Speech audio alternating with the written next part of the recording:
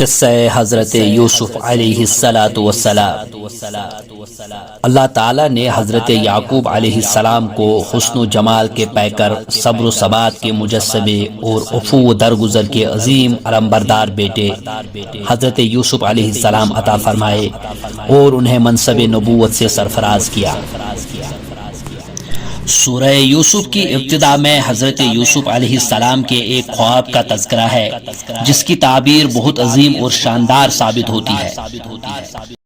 مفسرین فرماتے ہیں کہ حضرت یوسف علیہ السلام نے بچپن میں خواب دیکھا کہ 11 ستارے اور سورج اور چاند آپ کو سجدہ کرتے ہیں۔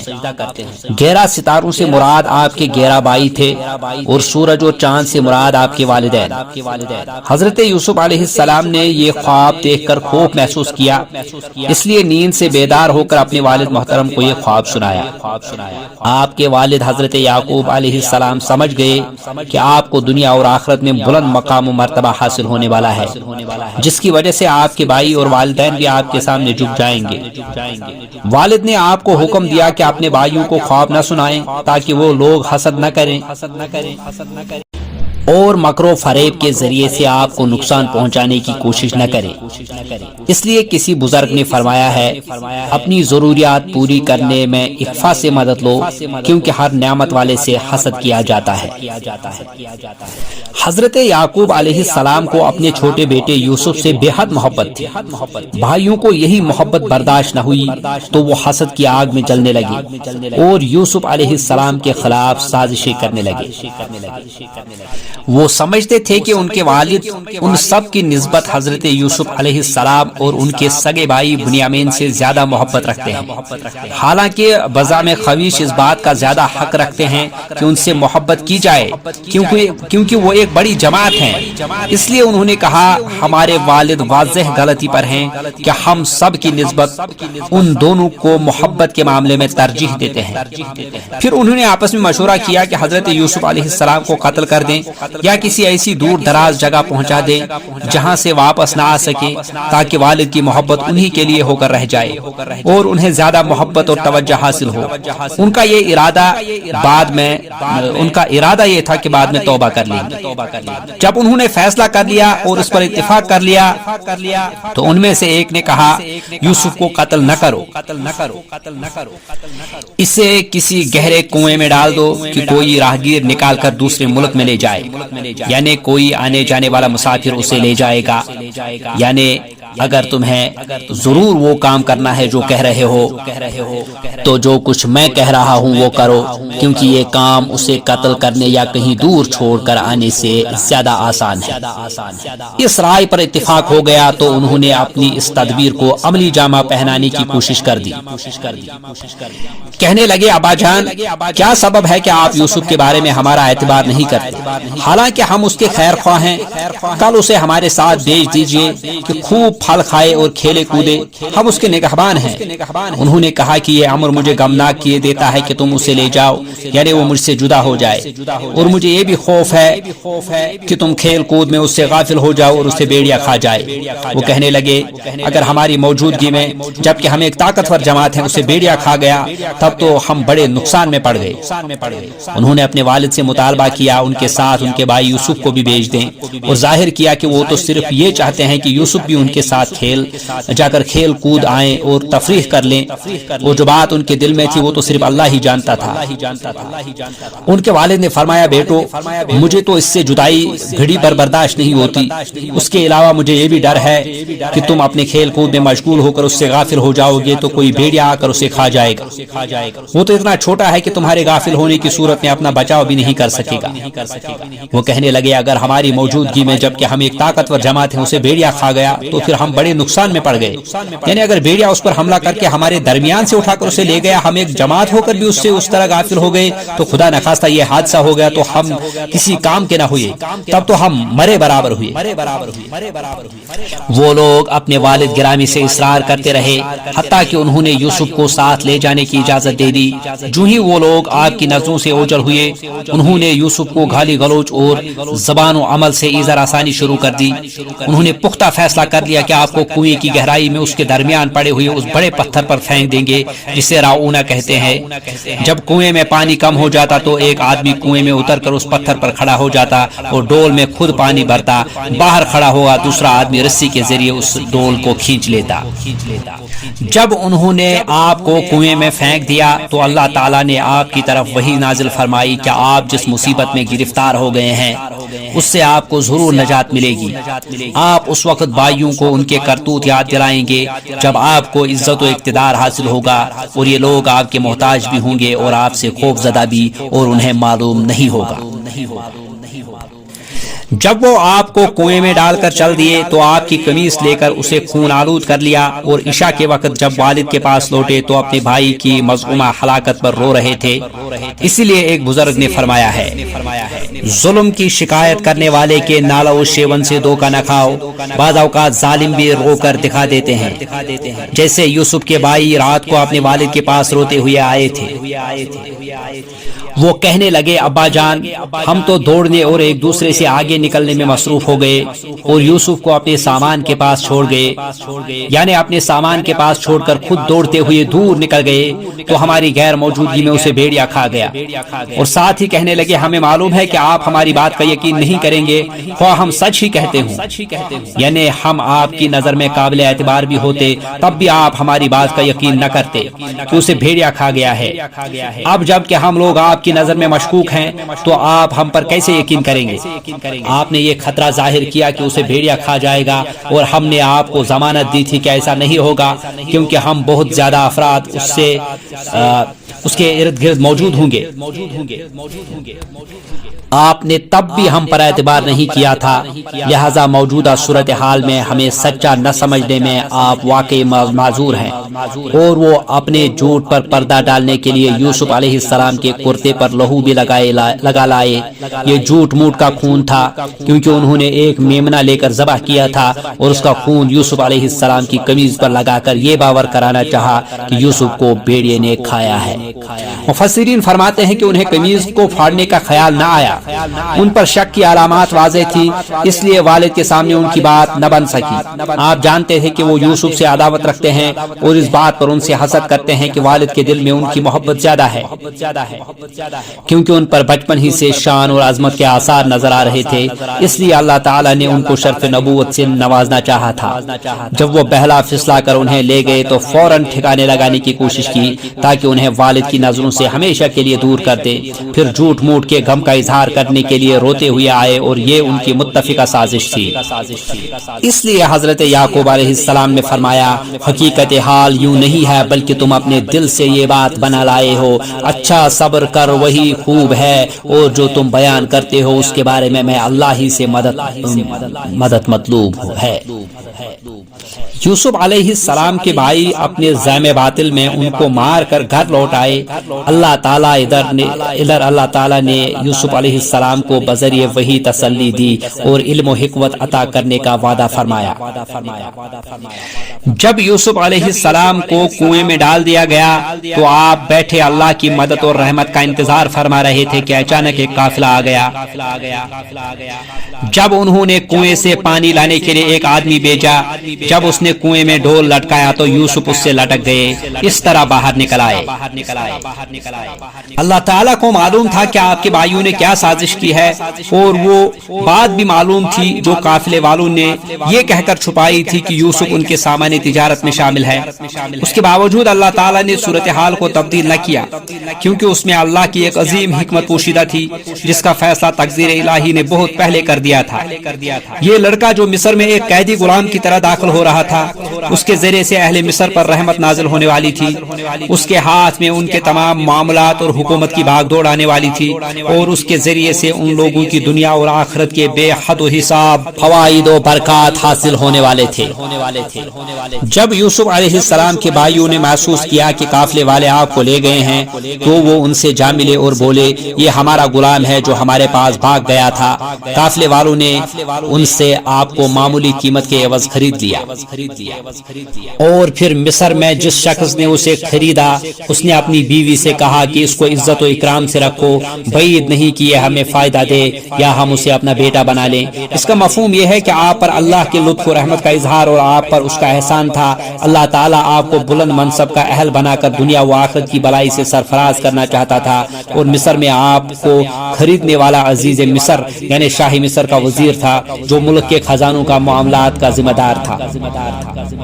اور اس طرح یوسف کو سرزمین مصر میں رہنے کے لیے جگہ مل گئی، اور جب وہ اپنی جوانی کو پہنچے اور دانائی ان کو ملی اور علم بخشا گیا اور وہ نیکوکاروں میں سے ہو گئے، یعنی جب وہ فراست کی عمر تک پہنچے۔ اس سے مراد 40 سال کی عمر ہے، کیونکہ اللہ تعالیٰ اپنے نبیوں پر اسی عمر میں وحی نازل فرماتا ہے۔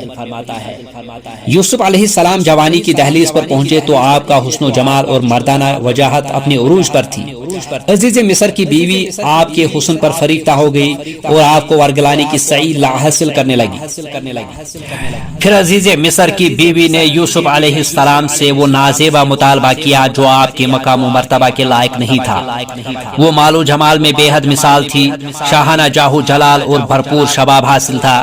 اس نے آپ کو اکیلے پا کر سب دروازے بند کر لیے اور پوری طرح بناؤ سنگار کر کے بہترین فاخرانہ لباس پہن کر اسے برائی کی دعوت دی، اور اس سے بڑھ کر یہ کہ وہ کوئی عام عورت نہیں تھی بلکہ وزیر کی بیوی تھی۔ ادھر حضرت یوسف بھی جوان و پیکرے حسن و جمال تھے، لیکن اس کے ساتھ ساتھ وہ نبیوں کی آل سے تھے، اس لیے آپ کو آپ کے رب نے گناہ سے بچا لیا اور عورتوں کے مکر سے محفوظ فرما لیا، کیونکہ وہ سردار و اتقا تھے جو سائے عرش سے مشرب ہونے والے 7 قسم کے اولیاء میں سے ایک قسم میں شامل ہیں، جن کے بارے میں فرمان خاتم الانبیاء صلی اللہ علیہ وسلم ہے۔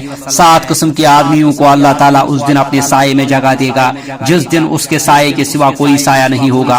انصاف کرنے والا حکمران، تنہائی میں اللہ کو یاد کر کے اشکبار ہونے والا انسان، وہ آدمی جو مسجد سے نکلتا ہے تو واپسی تک اس کا دل وہیں اٹکا رہتا ہے۔ اللہ کی محبت کے لیے محبت رکھنے والے دوست جو اسی بنیاد پر ملتے ہیں اور اسی حالت میں ایک دوسرے سے رخصت ہوتے ہیں۔ وہ آدمی جو صدقہ دیتا ہے تو اس قدر پوشیدہ رکھتا ہے کہ دائیں کا دیا بائیں ہاتھ کو پتہ نہیں چلتا، اور وہ جوان جو اللہ کی عبادت میں جوانی گزارتا ہے، اور وہ مرد جسے کوئی صاحب حیثیت اور صاحب جمال عورت نے دعوت گناہ دی تو اس نے یہ کہہ دیا میں تو اللہ سے ڈرتا ہوں۔ غرض اس عورت نے آپ کو گناہ کی دعوت دی اور آپ کو آمادہ کرنے کی پوری کوشش کی، لیکن آپ نے فرمایا اللہ کی پناہ وہ میرا مالک ہے، یعنی گھر کا مالک، اور تیرا خامد میرا آقا ہے، مجھے اس نے بہت اچھی طرح رکھا ہے، یعنی مجھ پر احسان کیا ہے اور عزت و احترام سے رکھا ہے، بے انصافی کرنے والوں کا بھلا نہیں ہوتا۔ اس عورت نے گناہ کا اصرار کیا اور دعوت گناہ دیتی رہی، یہاں تک کہ اس اصرار کے باوجود کوشش بھی کی، لیکن وہ یوسف علیہ السلام اس سے بچنے کے لیے باہر نکلنے کا ارادہ انہوں نے فرمایا اور دروازے کی طرف دوڑے۔ اس نے آپ کا تعاقب کیا، وہ آپ کے پیچھے پیچھے دوڑی، وہ دروازے کے پاس جو ہی دونوں پہنچے عورت کا شوہر دونوں کو مل گیا، یعنی اس نے دروازہ کھول دیا۔ پھر اس مکر و فریب والی عورت نے کہا کہ اسی نے پھر بات کرنے میں پہل کی اور کہا کہ اور اسے آپ کے خلاف بھڑکانے کی کوشش کی، کہنے لگی جو شخص تیری بیوی کے ساتھ برا ارادہ کرے بس اس کی سزا یہی ہے کہ اسے قید میں ڈال دیا جائے یا کوئی دردناک سزا دی جائے۔ اس نے آپ پر الزام لگا دیا، حالانکہ قصور خود اس کا تھا۔ اس طرح اس نے اپنے آپ کو بے گناہ ثابت کرنے کی کوشش کی، لیکن یوسف علیہ السلام نے فرمایا یہ عورت ہی مجھے پھسلا رہی تھی۔ عورت کے قبیلے کے ایک شخص نے گواہی دی کہ واقعی یوسف علیہ السلام کا کوئی قصور نہیں۔ ایک قول کے مطابق گواہی دینے والا بچہ چھوٹا تھا جو ابھی گہوارے میں تھا، اور ایک قول یہ بھی ہے کہ وہ اس کے خاوند قطفیر کا رشتہ دار تھا۔ ایک قول کے مطابق خود اس عورت کا رشتہ دار تھا۔ اس نے کہا اگر اس کا کرتا آگے سے پھٹا ہو تو وہ عورت سچی ہے اور یوسف جھوٹ بولنے والوں میں سے ہے، کیونکہ ایسا ہو سکتا ہے کہ یوسف نے اس سے چھیڑ چھاڑ کی ہو اور اس نے انہیں پیچھے ہٹانے کی کوشش کی ہو، جس کے نتیجے میں کرتا آگے سے پھٹ گیا ہو، اور اگر کرتا پیچھے کی جانب سے پھاڑا گیا ہے تو عورت جھوٹی ہے اور یوسف سچا، کیونکہ ہو سکتا ہے کہ وہ اس سے بچنے کے لیے بھاگے ہو اور اس نے پیچھا کر کے پکڑ لیا ہو، جس کی وجہ سے کرتا پھٹ گیا ہو۔ اور واقعتاً ہوا بھی ایسے ہی ہے۔ خامد نے جو دیکھا کہ یوسف کا کرتا پیٹھ کی جانب سے پھاڑا گیا ہے تو صاف کہہ دیا یہ تم عورتوں کی چال بازی ہے، بے شک تمہاری چال بازی بہت بڑی ہے۔ پھر اس کے خاوند نے اس بات کو نظر انداز کر دیا اور کہا یوسف اب بات کو جانے دو، یعنی کسی سے اس کا ذکر نہ کرنا، کیونکہ ایسے معاملات کو چھپانا ہی مناسب اور بہتر ہوتا ہے۔ اور عورت کو حکم دیا کہ اس نے جو گناہ سرزد کیا ہے، اس سے جو گناہ سرزد ہوا ہے اس پر استغفار کرے اور اپنے رب کے آگے توبہ کرے، کیونکہ بندہ جب اللہ کے آگے توبہ کرتا ہے تو اللہ اس کی توبہ قبول فرما لیتا ہے۔ مصر کے لوگ اگرچہ بتوں کی پوجا کرتے تھے، لیکن وہ یہ بھی جانتے تھے کہ گناہوں کو معاف کرنے والا، ان کو سزا دینے والا اکیلا اللہ ہی ہے، اس میں اس کا کوئی شریک نہیں۔ اس لیے اس کے خاوند نے اس سے یہ بات کہی اور اسے بعض لحاظ سے معذور سمجھا، کیونکہ ایسے خوش شکل انسان کی موجودگی میں اپنی جذبات پر قابو نہیں رکھ سکی تھی۔ لیکن یوسف علیہ السلام پاک دامن تھے، آپ نے اپنی عزت کو داغدار ہونے سے محفوظ رکھا، چنانچہ اس نے کہا اے عورت تو اپنے گناہ سے توبہ کر، بے شک تو گنہگاروں میں سے ہے۔ پھر عزیز مصر کی بیوی کا عشق شہر میں مشہور ہوا تو دیگر روسا کی عورتوں نے اسے لعن طعن کرنا شروع کر دیا اور اسے آر دلائی کہ وہ اپنے غلام پر فریفتہ ہو گئی ہے۔ اللہ تعالیٰ نے ان کے معاملے کو بیان فرماتے ہوئے فرمایا اور شہر میں عورتیں گفتگو کرنے لگی اور عزیز مصر کی بیوی اپنے غلام کی طرف مائل کرنا چاہتی ہے اور اس کی محبت اس کے دل میں گھر کر گئی ہے۔ ہمیں لگتا ہے کہ وہ صریح گمراہی میں ہے۔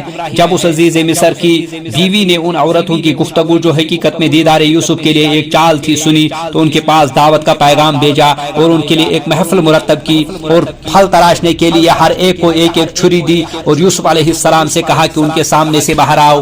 تو ان کا رعب حسن ان پر ایسا چھا گیا کہ پھل تراشتے تراشتے اپنے ہاتھ کاٹ دیے اور بے ساختہ بول اٹھے کہ سبحان اللہ، یہ حسن یہ آدمی نہیں کوئی بزرگ فرشتہ ہے۔ تب اس نے کہا کہ یہ وہی ہے جس کے بارے میں تم مجھے تانے دیتی تھے اور بے شک میں نے اس کو اپنی طرف مائل کرنا چاہا مگر یہ بچا رہا، اور اگر وہ یہ کام نہ کرے گا جو میں کہتی ہوں تو قید کر دیا جائے گا اور ذلیل ہوگا۔ یوسف نے دعا کی پروردگار جس کام کی طرف یہ مجھے بلاتی ہے اس کی نسبت مجھے قید پسند ہے، اور اگر تو مجھ سے ان کے فریب کو نہ ہٹائے گا تو میں ان کی طرف مائل ہو جاؤں گا اور نادانوں میں داخل ہو جاؤں گا۔ سو اللہ نے ان کی دعا قبول کر لی اور ان سے عورتوں کا مکر دفع کر دیا، بے شک وہ سننے والا خوب جاننے والا ہے۔ ان آیات میں اللہ تعالیٰ نے شہر کی عورتوں یعنی درباریوں اور سرداریوں کی بیویوں اور بیٹیوں کے طرز عمل کا ذکر فرمایا ہے۔ انہوں نے عزیز مصر کی بیوی کو اس لیے تان و تشنی کا نشانہ بنایا کہ اس نے اپنے غلام کو ورگلانے کی اور اس سے شدید محبت کا اظہار کیا، حالانکہ وہ غلام ہونے کی وجہ سے اس لائق نہ تھا کہ اس کی طرف اس قدر میلان ظاہر کیا جاتا۔ اس لیے ان عورتوں نے کہا ہمارے خیال میں وہ صریح گمراہی میں ہے، کیونکہ اس نے ایک چیز محبت کے جذبات کو غلط مقام پر رکھ دیا ہے۔ عزیز مصر کی بیوی نے جب ان کی یہ فریب غیبت کا حال سنا اور لوگوں کے تان و تشنی کی خبریں اس تک پہنچی تو اس نے چاہا کہ ان کے سامنے اپنا عذر پیش کرے اور واضح کر دے کہ یہ جوان ویسا نہیں جیسا وہ سمجھتی ہیں اور ان کے غلاموں جیسا نہیں ہے۔ اس لیے انہیں بلا بھیجا اور انہیں گھر میں جمع کر لیا اور ان کے لیے ان کے لائق ضیافت کا بندوبست کیا۔ اس میں ایسی چیزیں بھی پیش کی جو چاقو چھری سے کاٹ کر کھائی جاتی ہے، اس لیے ہر عورت کو چھری دی۔ اس نے حضرت یوسف کو بہترین لباس پہنا کر تیار کیا ہوا تھا اور آپ کی جواری کا حسن پورے جوبن پر تھا۔ اس نے آپ کو حکم دیا کہ عورتوں کے سامنے آئے۔ آپ آئے تو 14ویں کے چاند کا حسن آپ کے سامنے مانند مان تھا۔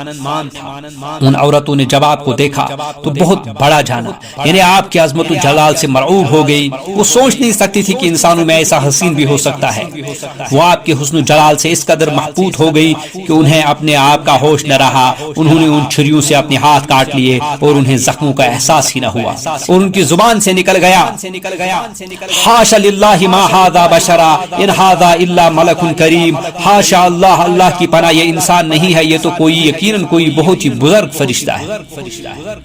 حضرت انس رضی اللہ تعالی عنہ سے مروی ہے کہ معراج کی حدیث میں مذکور ہے کہ رسول اللہ صلی اللہ علیہ وسلم نے فرمایا میں حضرت یوسف علیہ السلام کے پاس سے گزرا تو دیکھا کہ انہیں آدھا حسن دیا گیا ہے۔ امام سہیلی اور دیگر علماء نے اس کا یہ مطلب بیان کیا ہے کہ حضرت یوسف علیہ السلام کو حضرت آدم علیہ السلام سے آدھا حسن دیا گیا تھا، کیونکہ حضرت آدم علیہ السلام کو اللہ تعالیٰ نے اپنے دست مبارک سے پیدا فرمایا اور آپ پر اپنی خاص روح ڈالی، لہذا آپ انسانی حسن و جمال کا اعلیٰ ترین نمونہ تھے۔ اس لیے جنتی جب جنت میں داخل ہوں گے تو انہیں حضرت آدم علیہ السلام کا سا قد و قامت اور حسن حاصل ہوگا۔ حضرت یوسف علیہ السلام کا حسن حضرت آدم علیہ السلام سے نصف تھا اور ان کی دونوں ہستیوں کے درمیان ان دونوں سے زیادہ حسین کوئی انسان انسان پیدا نہیں ہوا۔ اسی طرح حضرت حوا علیہ السلام کے بعد کوئی عورت ان سے اس قدر مشابہ نہیں تھی جس قدر حضرت ابراہیم علیہ السلام کی زوجہ محترمہ حضرت سارہ ان سے مشابہ تھی۔ ان سب عورتوں نے آپ کو اپنی مالکہ کی فرما برداری کرنے کی تلقین کی تھی، لیکن آپ نے سختی سے انکار کر دیا کیونکہ آپ انبیاء کرام کی آل میں سے تھے۔ اس وقت آپ نے رب العالمین سے دعا کی اور فرمایا، اے میرے پروردگار، جس بات کی طرف یہ عورتیں مجھے بلا رہی ہیں اس سے تو مجھے جیل خانہ بہت پسند ہے۔ اگر تو نے ان کا فریب مجھ سے دور نہ کیا تو میں ان کی طرف مائل ہو جاؤں گا اور بالکل نادانوں سے جا ملوں گا۔ یعنی اگر تو نے مجھے اپنی ذات کے سپرد کر دیا اور اپنی حفاظت اٹھا لی تو میری ذات تو کمزور ہے، میں تو اپنی جان کے لیے بھی کسی نفع نقصان کا مالک نہیں، مگر جو اللہ کی مرضی ہو میں کمزور ہوں، اللہ ہے کہ تو مجھے قوت بخشے اور میری حفاظت فرمائے اور تیری توفیق میرے شامل حال ہو۔ اس لیے اللہ تعالی نے فرمایا، فاستجاب له ربه فصرف عنه كيدهن انه هو السميع العليم۔ اس کے رب نے اس کی دعا قبول کر لی اور ان عورتوں کے داو پیش سے اور اس سے پھیر دیے، یقیناً وہ سننے والا جاننے والا ہے۔ عزیز مصر نے حضرت یوسف علیہ السلام کی بے گناہی ثابت ہو جانے کے باوجود آپ کو قید خانے میں ڈال دیا تاکہ آپ اپنے خاندان کے عیب کو چھپا سکیں اور لوگ اس قصے کو فراموش کر دیں، لیکن اللہ تعالیٰ نے اس قید کو حضرت یوسف علیہ السلام کے لیے باعث خیر و برکت بنانے کا فیصلہ کیا ہوا تھا۔ عزیز مصر اور اس کی بیوی کو یقینی طور پر معلوم ہو گیا تھا کہ حضرت یوسف علیہ السلام بے قصور ہیں، اس کے باوجود انہیں یہی مناسب معلوم ہوا کہ آپ کو کچھ عرصے کے لیے قید کر دیا جائے تاکہ لوگوں کی چمنگوئیاں ختم ہو جائیں اور یہ معاملہ دب جائے۔ یہ مقصد بھی تھا کہ عوام یہ خیال نہ کریں کہ حضرت یوسف علیہ السلام نے چھیڑ چھاڑ میں پہل کی ہوگی، اس لیے انہیں قید کی سزا دی گئی۔ بہرحال آپ کو جیل میں بھیجنا ان کا ظلم تھا، تاہم اس میں اللہ کی حکمت تھی کہ اس طرح آپ کو عورتوں کے میل جول رکھنے سے بچ گئے اور ان کی شرارتوں سے محفوظ ہو گئے۔ پہلے ہم نے ذکر کیا ہے کہ ان کے ساتھ ہی دو اور جوان بھی جیل خانے میں داخل ہوئے تھے۔ کہتے ہیں کہ ان میں سے ایک بادشاہ کا ساقی تھا اور اس کا نام بنوا بتایا جاتا ہے، اور دوسرا بادشاہ کا باورچی تھا، اس کا نام مجلس تھا بتایا جاتا ہے۔ جب وہ کسی جرم کے سلسلے میں مشکوک تھے، اس لیے بادشاہ نے انہیں قید کر دیا تھا۔ جب جیل خانہ میں ان کی ملاقات حضرت یوسف علیہ السلام سے ہوئی تو وہ آپ کے اخلاق و کردار، عادات و اطوار، اقوال و افعال، کثرت عبادت اور مخلوق خدا پر شفقت سے بے حد متاثر ہوئے۔ ان میں سے ہر ایک کو ایک خواب آیا جو اس کے شب و روز کے مشاغل سے مناسبت رکھتا تھا۔ مفسرین فرماتے تھے کہ ان دونوں نے ایک ہی رات میں خواب دیکھا۔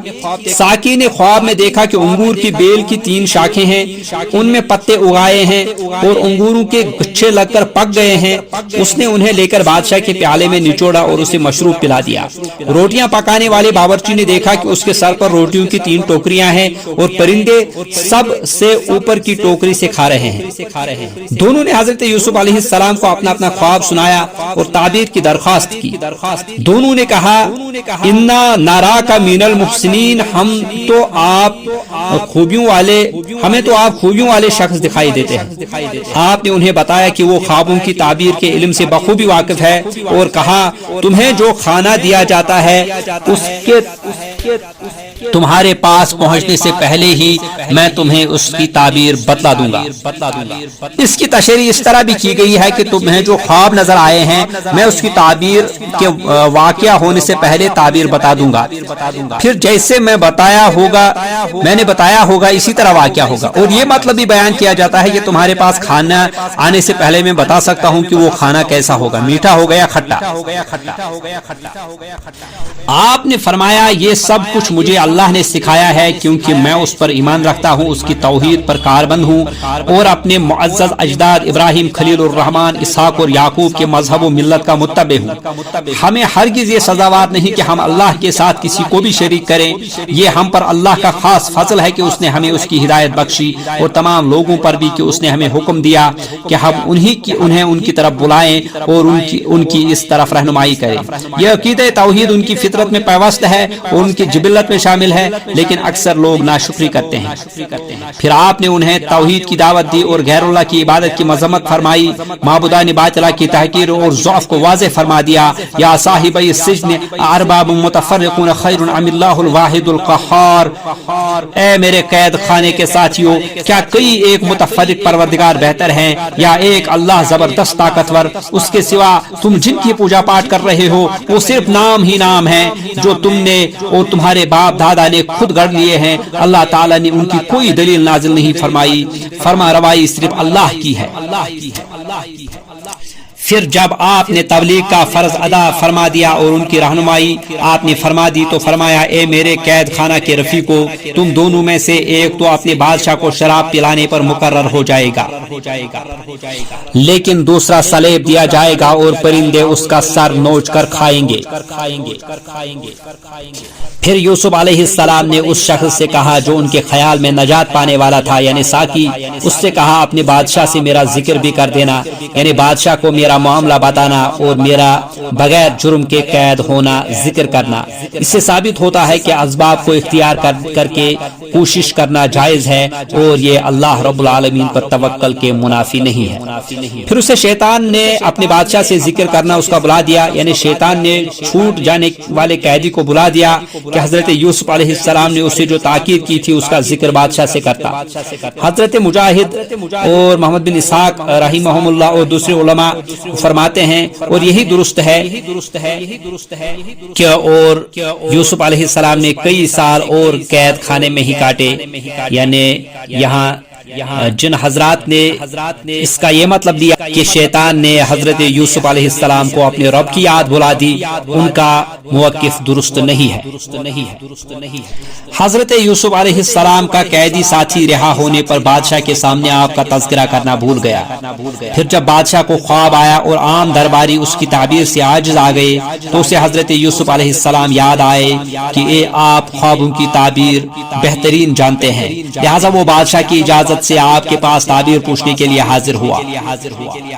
واقعہ کچھ یوں ہوا کہ مصر کے بادشاہ کو ایک خواب آیا۔ اہل کتاب کہتے ہیں کہ اس نے خواب میں دیکھا گویا وہ ایک دریا کے کنارے پر ہے، دریا سے 7 موٹی تازی گائیں نکلی اور وہاں مرگزار میں چرنے لگی۔ پھر اسی دریا سے 7 دبلی گائیں نکلی اور ان کے ساتھ چرنے لگی۔ پھر وہ دبلی گائیں ان موٹی گایوں کو کھا گئی۔ بادشاہ گھبرا کر بیدار ہو گیا۔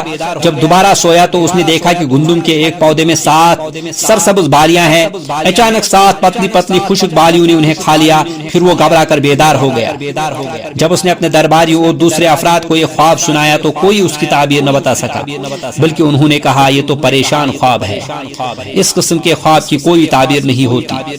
اور پھر یہ بات بھی ہے کہ ہمیں اس علم میں کوئی مہارت حاصل نہیں ہے، اس لیے انہوں نے کہا اور ہم خوابوں کی تعبیر نہیں جانتے۔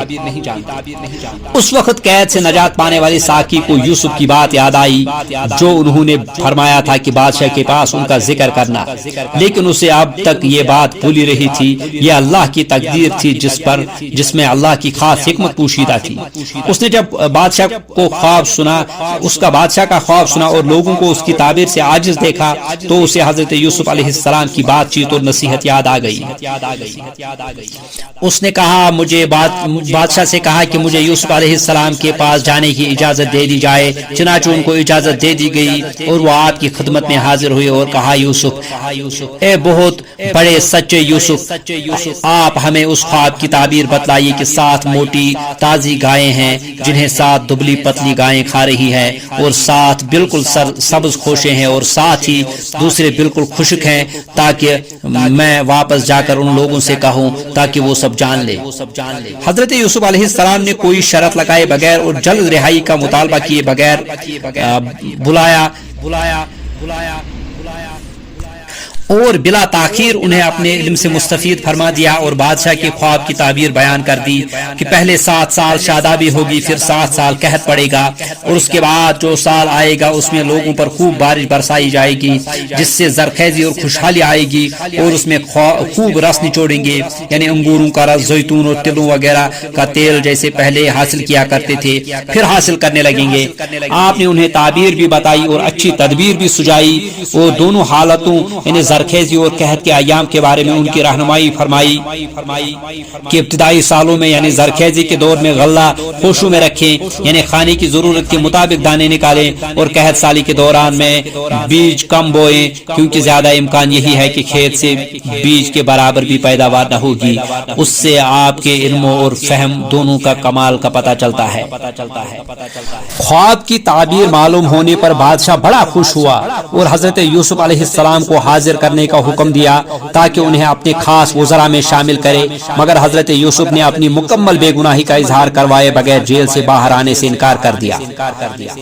پھر یوسف نے کہلا بھیجا اپنے مالک یعنی بادشاہ کے پاس، واپس جا اور اس سے پوچھ کہ ان عورتوں کا حقیقی واقعہ کیا ہے جنہوں نے اپنے ہاتھ کاٹ لیے تھے، میرا رب ان کے ہیلے سے خوب واقف تھا۔ یعنی اسے تو معلوم ہے کہ میں اس الزام سے بری ہوں، لہذا بادشاہ سے کہو کہ وہ ان عورتوں سے بھی پوچھے۔ جب انہوں نے مجھے بہکانا چاہا تو میں نے ان کی بات ماننے سے کس قدر سختی سے انکار کیا تھا۔ جب عورتوں سے دریافت کیا گیا تو انہوں نے اصل واقعے کا اعتراف کر لیا اور یہ تسلیم کیا کہ حضرت یوسف کا کردار بالکل بے داغ ہے۔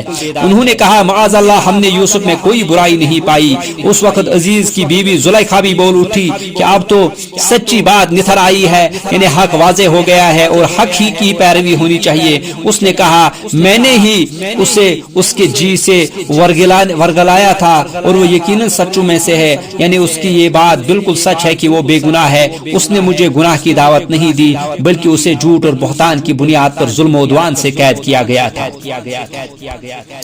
جب بادشاہ کے سامنے حضرت یوسف علیہ السلام کی بے گناہی ثابت ہو گئی اور اسے علم ہو گیا کہ آپ پر لگایا جانے والا الزام سراسر بے بنیاد تھا، تو اس نے کہا اسے میرے پاس لے آؤ، میں اسے اپنے خاص کاموں کے لیے مقرر کر لوں۔ پھر جب اس سے بات چیت کی اور آپ کی بات چیت سن کر آپ کی صلاحیتیں خوب معلوم ہو گئی تو کہنے لگا آپ ہمارے ہاں آج سے ذی عزت اور امانت دار ہیں۔ یوسف نے کہا آپ مجھے ملک کے خزانوں پر مقرر کر دیجئے، میں حفاظت کرنے والا اور باخبر ہوں۔ آپ نے بادشاہ سے کہا کہ وہ غلہ کے سرکاری گوداموں کی نگرانی کا منصب سونپ دے، کیونکہ شادابی کے 7 سال گزرنے کے بعد حالات خراب ہونے کا خدشہ تھا۔ اس منصب پر فائز ہونے کی صورت میں آپ اس وقت عوام کے لیے مفید اور محتاط پالیسی اختیار کر سکتے تھے۔ آپ نے بادشاہ کو بتایا آپ حفاظت کرنے والے ہیں، یعنی آپ دیانتداری کے ساتھ ان کی حفاظت کرنے کی طاقت رکھتے ہیں اور باخبر ہیں، یعنی آپ کو معلوم ہے کہ اشیاء کو کیسے محفوظ رکھا جا سکتا ہے اور گودام کس طرح بہتر حالت میں رہ سکتے ہیں۔ اہل کتاب کہتے ہیں کہ فرعون یعنی اس وقت کے شاہ مصر نے حضرت یوسف کی بے حد عزت افزائی کی اور آپ کو پورے مصر کا حاکم بنا دیا۔ اس نے آپ کو اپنی شاہی انگوٹھی پہنائی، ریشم کا لباس پہنایا، سونے کا ہار پہنایا اور آپ کو اپنے دوسرے رتھ پر سوار کرا کر آپ کے آگے یہ منادی کرائی کہ تو مالک اور مختار ہے، اور اپنے بارے میں کہا فقط تخت کا مالک ہونے کے سبب سے میں بزرگ تر ہوں گا۔ اللہ تعالیٰ نے حضرت یوسف علیہ السلام کو طویل آزمائشوں کے بعد تخت مصر سے نوازا، جبکہ آپ کے حاسد بھائی قحط سالی کا شکار ہو کر آپ کے پاس غلے کے حصول کے لیے آتے ہیں۔ قحط سالی شروع ہو چکی تھی اور تمام علاقے قحط سے متاثر تھے۔ اس وقت مصر پر حضرت یوسف کی حکومت تھی، چنانچہ جب وہ لوگ آپ کی خدمت میں حاضر ہوئے تو آپ نے انہیں پہچان لیا، لیکن انہوں نے آپ کو نہ پہچانا کیونکہ وہ سوچ بھی نہیں سکتے تھے کہ حضرت یوسف اس مقام و مرتبہ پر فائز ہو سکتے ہیں۔ اسی لیے آپ نے انہیں پہچان لیا لیکن وہ آپ کو پہچان نہ سکے۔ بائبل میں لکھا ہے جب وہ لوگ آپ کی خدمت میں حاضر ہوئے تو آپ کو سجدہ کیا، آپ نے انہیں پہچان لیا اور چاہا کہ وہ آپ کو نہ پہچانے، اس لیے ان سے سخت لہجے میں بات کی اور فرمایا تم جاسوس ہو، تم ہمارے ملک کی اچھی چیزیں لینا چاہتے ہو۔ بھائیوں نے کہا اللہ کی پناہ، ہم تو قحط اور بھوک کی وجہ سے اناج لینے آئے ہیں، ہم کنعان کے رہنے والے ہیں اور ایک ہی باپ کے 12 بیٹے ہیں، جن میں سے ایک گم ہو گیا ہے اور چھوٹا بھائی ہمارے والد کے پاس ہے۔ آپ نے فرمایا میں تمہارے معاملے کی تحقیق کروں گا۔ آپ نے انہیں 3 دن تک نظر بند رکھا پھر چھوڑ دیا۔ آپ نے شمعون کو اپنے پاس پاس روک لیا تاکہ دوسرے بھائی بنیامین کو لے کر آئے۔ پھر آپ نے اپنے نوکروں کو حکم دیا کہ وہ لوگ غلہ خریدنے کے لیے جو کچھ لائے ہیں وہ ان کی لا علمی میں ان کے سامان میں رکھ دیا جائے، تاکہ جب لوٹ کر اپنے اہل ویال میں جائیں تو پونچھیوں کو پہچان لے تو بہت ممکن ہے کہ پھر لوٹ آئے۔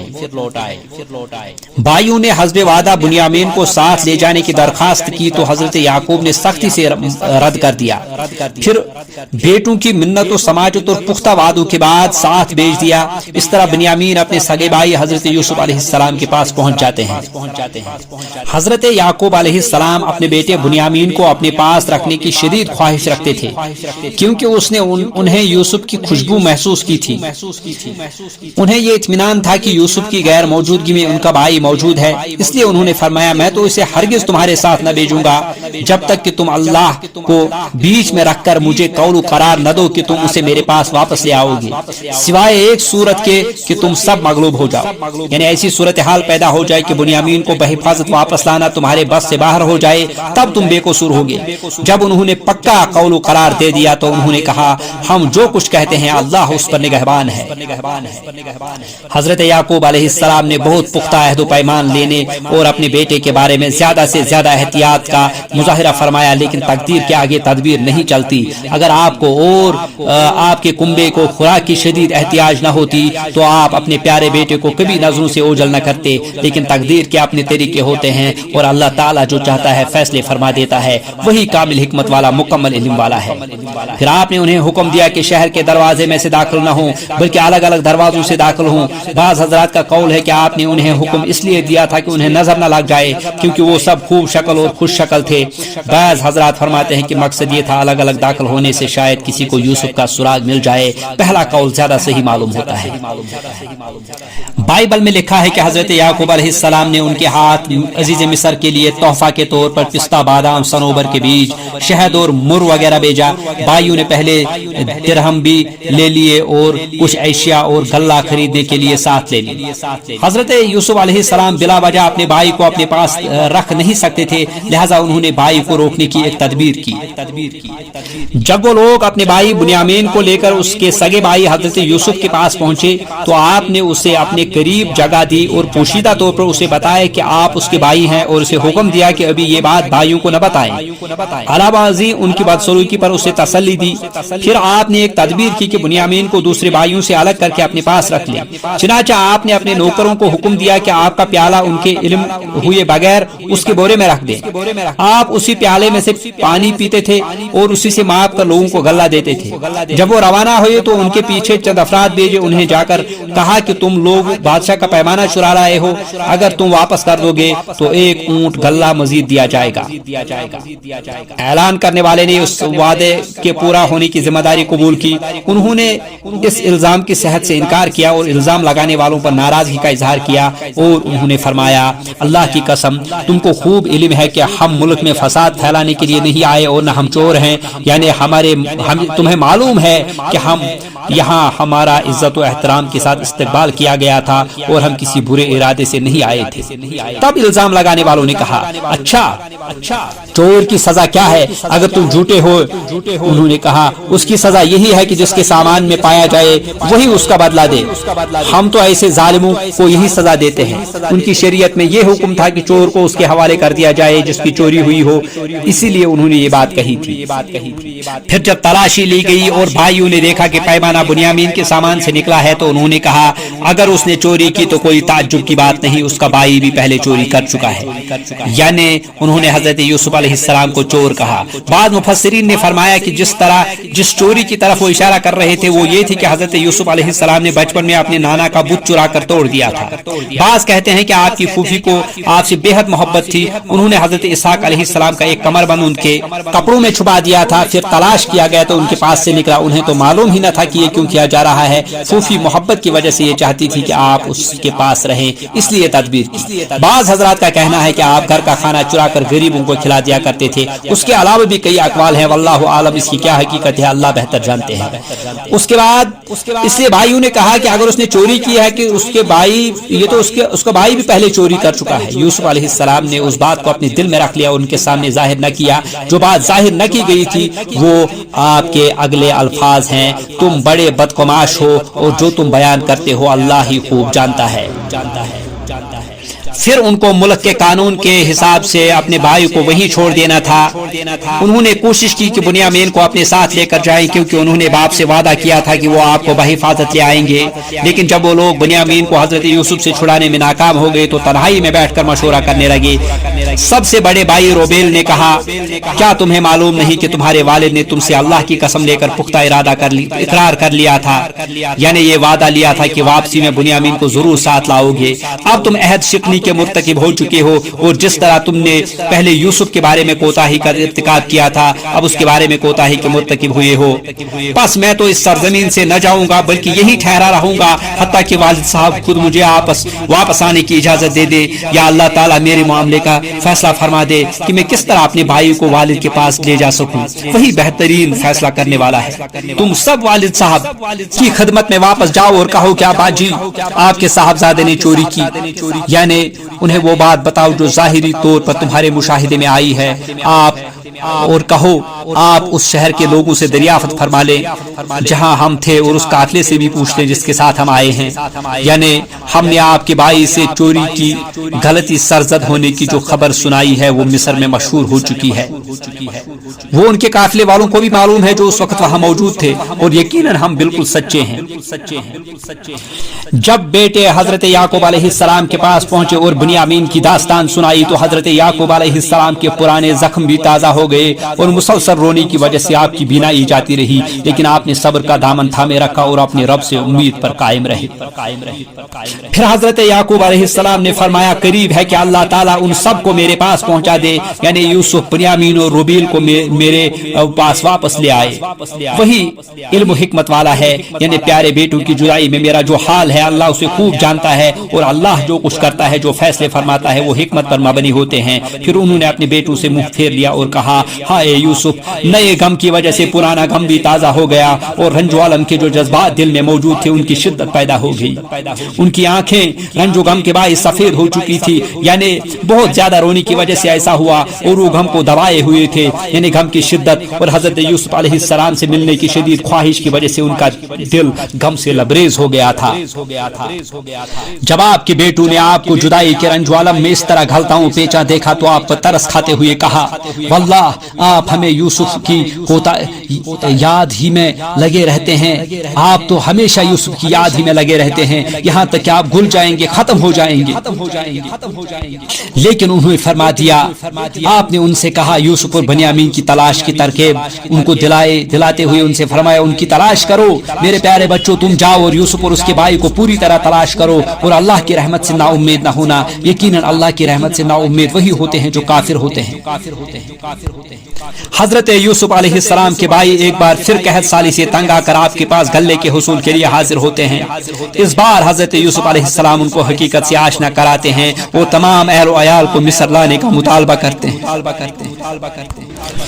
جب یہ لوگ حضرت یوسف علیہ السلام کے پاس پہنچے تو کہنے لگے، اے عزیز، ہم کو اور ہمارے خاندان کو دکھ پہنچا ہے، یعنی زیر کفالت افراد زیادہ ہیں، اور اس کے ساتھ ساتھ قحط سالی اور تنگ دستی کا سامنا ہے، اور ہم حقیر پونجی لائے ہیں، یعنی ایسی چیز لائے ہیں جو عام طور پر قبول نہیں کی جاتی، لیکن کھوٹے یا تھوڑے درہم یا صنوبر یا بتم کے بیج تھے، ایک قول کے مطابق پرانی بوریاں رسیاں وغیرہ لے کر آئے تھے۔ چنانچہ انہوں نے کہا، آپ ہمیں غلہ کا پورا آپ دے دیجئے اور ہم پر خیرات کیجئے، اللہ تعالیٰ خیرات کرنے والوں کو بدلہ دیتا ہے۔ خیرات و صدقہ سے مراد ہے کہ آپ ہمیں نکمی چیز ہی ہماری قبول کر لیجئے، یا مطلب یہ ہے کہ ہمارا بھائی ہمیں واپس دے دیجئے۔ جب آپ نے ان کی یہ کیفیت دیکھی تو ان کے پاس صرف ناکارہ اشیاء رہ گئی ہے، تو آپ کو ان پر ترس آ گیا، چنانچہ آپ نے پیشانی سے کپڑا ہٹا دیا اور انہیں اپنی پہچان کراتے ہوئے اللہ کے حکم سے فرمایا، جانتے بھی ہو کہ تم نے یوسف اور اس کے بھائی سے اپنی نادانی کی حالت میں کیا کیا؟ ان کی حیرت کی انتہا نہ رہی، وہ کئی بار آپ کی خدمت میں حاضر ہوئے تھے لیکن آپ کو پہچان نہ سکے تھے۔ اس حیرت کے عالم میں انہوں نے کہا، انک لانت یوسف، واقعی تو ہی یوسف ہے۔ جواب دیا انا یوسف وہذا اخی، ہاں میں یوسف ہوں اور یہ میرا بھائی ہے، یعنی میں وہی یوسف ہوں جس کے ساتھ تم نے کچھ بدسلوکی نہیں اور جس کے بارے میں تم نے کیا کیا تقصیر سرزد تم سے ہوئے تھے، یہ کہنا وہذا اخی یہ میرا بھائی ہے۔ اس میں پہلی بات کی تاکید و تائید ہے کہ ان کے دلوں میں پوشیدہ حسد اور ان کی گزشتہ فریب کی طرف اشارہ ہے، اس لیے فرمایا اللہ نے ہم پر فضل و کرم کیا، یعنی اللہ کا ہم پر فضل و احسان ہے کہ اس نے ہمیں اچھا ٹھکانہ مہیا فرما دیا، ہماری عزت کے اسباب مہیا فرمائے، کیونکہ ہم اپنے رب کے فرما بردار تھے اور تمہاری بدسلوکی پر صبر کیا، اپنے والد کی اطاعت ان سے حسن سلوک کیا تھا۔ یہ بھی اللہ کا احسان ہے کہ والد گرامی کو ہم سے شدید محبت تھی۔ بات ہے کہ جو بھی پرہیزگاری اور صبر کرے تو اللہ تعالیٰ کسی نیکوکار کا اجر ضائع نہیں کرتا۔ انہوں نے کہا اللہ کی قسم اللہ تعالیٰ نے آپ کو ہم پر برتری دی ہے اور یہ بھی بالکل سچ ہے کہ ہم خطا کار تھے۔ اب ہم اس کا اعتراف کرتے ہیں اور اعتراف کے ساتھ ساتھ آپ کے سامنے حاضر ہوتے ہیں، لیکن یوسف ایک پاک باز دل رکھتے ہیں جس میں انتقام کی کوئی خواہش موجود نہیں تھی۔ آپ نے ان کے جرائم کا ایک بھی عذر خود ہی پیش کر دیا اور یہ نادانی کے وقت کی باتیں تھی، اس لیے آج تم پر کوئی ملامت نہیں، لا تثریب علیکم اليوم۔ پھر انہیں دعا دیتے ہوئے فرمایا اللہ تمہیں بخشے، وہ سب مہربانوں سے بڑا مہربان ہے۔ پھر آپ نے انہیں اپنی قمیض دیتے ہوئے فرمایا اسے لے جا کر والد صاحب کی آنکھوں پر رکھ دے، ان کی بصارت واپس آ جائے گی۔ اللہ کے حکم سے انہیں وہ بصارت جو ان کی ختم ہو چکی ہے انہیں دوبارہ مل جائے گی۔ یہ خرق عادت ہے اور آپ کا ایک عظیم معجزہ ہے جو آپ کی نبوت کی دلیل ہے۔ پھر آپ نے انہیں فرمایا تمام اہل و عیال سمیت مصر چلے آئے اور سب آرام و سکون کی زندگی گزارے۔ اس طرح اللہ تعالیٰ نے اس بچھڑے ہوئے خاندان کے افراد کو ملا دیا اور عزت و راحت سے نوازا۔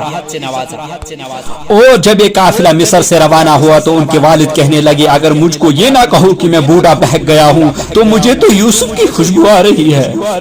وہ بولے واللہ آپ اس قدر عظیم غلطی میں مبتلا ہیں۔ جب خوشخبری دینے والا آ پہنچا تو اس نے کرتا یعقوب کے منہ پہ ڈال دیا، وہ بینا ہو گئے۔ بیٹوں سے کہنے لگے کیا میں نے تم سے نہیں کہا تھا کہ میں اللہ کی طرف سے وہ باتیں جانتا ہوں جو تم نہیں جانتے؟ بیٹوں نے کہا ابا جان ہمارے لیے ہمارے گناہ کی مغفرت مانگیے، بے شک ہم خطا کار تھے۔ انہوں نے کہا میں اپنے پروردگار سے تمہارے لیے بخشش مانگوں گا، بے شک وہ بہت بخشنے والا نہایت مہربان ہے۔ جب حضرت یعقوب علیہ السلام مع اہل و عیال مصر پہنچے اور حضرت یوسف علیہ السلام کی ملاقات کے وقت سب نے انہیں سجدہ کیا تو یوسف علیہ السلام کے دیرینہ خواب کی تعبیر سچ ثابت ہو گئی۔ یوسف علیہ السلام نے دیکھا کہ آپ پر اللہ کی نعمت کی تکمیل ہو گئی ہے اور وہ والدین کے ساتھ اور گھر کے تمام افراد کے ساتھ مل گئے ہیں۔ انہیں معلوم تھا کہ اس دنیا میں کسی کو دوام حاصل نہیں اور اس جہان کی ہر شے فانی ہے اور تکمیل کے بعد ہی کمی ہوا کرتی ہے، اس لیے آپ نے اللہ تعالیٰ کی حمد و ثنا فرمائی جیسے اس کی شان کے لائق ہے، اس کے عظیم فضل و احسان کا اعتراف فرمایا اور اپنے پروردگار سے درخواست کی کہ جب ان کی وفات کا وقت آیا تو وہ اسلام کی حالت میں فوت ہوں اور اللہ کے نیک بندوں میں شامل ہوں۔ یہ ایسے ہی ہے جیسے ہم دعا کرتے ہیں، کہتے ہیں یا اللہ ہمیں اسلام پر زندہ رکھ اور اسلام پر موت دے، یعنی جب بھی ہم فوت ہوں تو اسلام پر قائم ہوں۔ اہل کتاب کہتے ہیں کہ جب حضرت یعقوب علیہ السلام کی بعد میں وفات کا وقت آ گیا، جب وہ فوت ہوئے تو مصر کے باشندوں نے 70 دن آپ کا سوگ منایا۔ حضرت یوسف علیہ السلام کے حکم سے اتباع نے یعقوب کی میت کو ایک خاص خوشبو لگائی، اس میں 40 دن تک تازہ رہ گئے۔ پھر حضرت یوسف علیہ السلام نے شاہ مصر سے اجازت طلب کی کہ اپنے والد کی میت کو لے جا کر خاندان کے دوسرے افراد کے ساتھ دفن کر دیں۔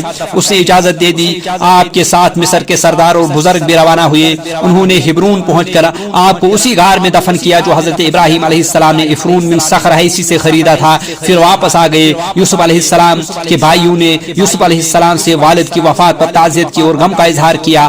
آپ نے انہیں عزت افزائی کی اور انہیں اعزاز و اکرام سے اپنے ساتھ لائے، چنانچہ وہ مصر ہی میں مقیم رہے۔ پھر حضرت یوسف علیہ السلام کی وفات کا وقت آیا تو آپ نے وصیت کی کہ جو لوگ مصر سے نکلیں گے تو ان کی میت کو ساتھ لے جا کر آبائی کرام کے ساتھ دفن کر دیں۔ چنانچہ انہوں نے آپ کی میت کو حنوط کر کے تابوت میں رکھ دیا۔ بعد میں جب موسیٰ علیہ السلام بنی اسرائیل کے ساتھ مصر سے نکلے تو آپ کی میت کو ساتھ لے گئے اور آپ کو آپ کے آبائی کرام کے قریب دفن کیا، جیسے کہ آئندہ ہم ذکر کریں گے۔ اہل کتاب کے قول کے مطابق یوسف علیہ السلام 110 سال کی عمر میں فوت ہوئے۔